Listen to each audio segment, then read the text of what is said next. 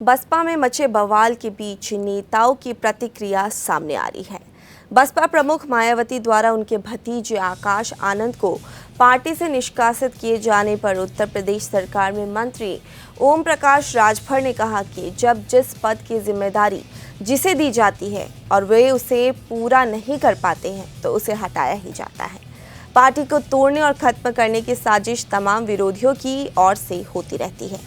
जो व्यक्ति अपनी जिम्मेदारी का निर्वाह नहीं करेगा उसे स्वाभाविक है पद से हटा दिया जाएगा।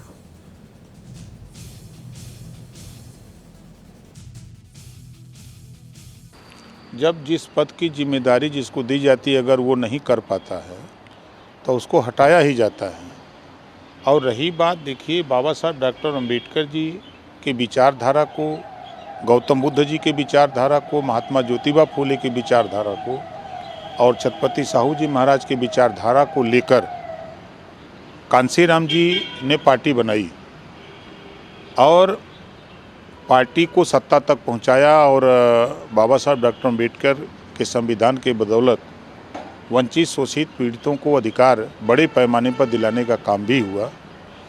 उस विचारधारा को, जो सामाजिक परिवर्तन की विचारधारा है, उस विचारधारा को आगे बढ़ाने के लिए, क्योंकि कांशीराम जी के बाद मायावती जी ने उस जिम्मेदारी को बखूबी निभाया और पार्टी के राष्ट्रीय अध्यक्ष हैं, तो पार्टी को तोड़ने के लिए, पार्टी को बदनाम करने के लिए, पार्टी को ख़त्म करने की भी साजिश तमाम विरोधियों की तरफ से होती रहती हैं। तो कई बार ऐसी घटनाएं भी बसपा को तोड़ने की हुई, लेकिन उसको बखूबी मायावती जी ने हैंडल किया और उससे पार्टी को बचाया और पार्टी की छवि को भी बचाने का काम किया। तो उसी कड़ी में कोई भी व्यक्ति को अगर जिम्मेदारी दी जा रही, वो जिम्मेदारी का निर्वहन नहीं करेगा तो स्वाभाविक है कि उसको उस पद से हटा दिया जाएगा। अगर ज़्यादा हटने के बाद ऐंठन करेगा तो पार्टी से निकाल दिया जाएगा। ये तो नियम है।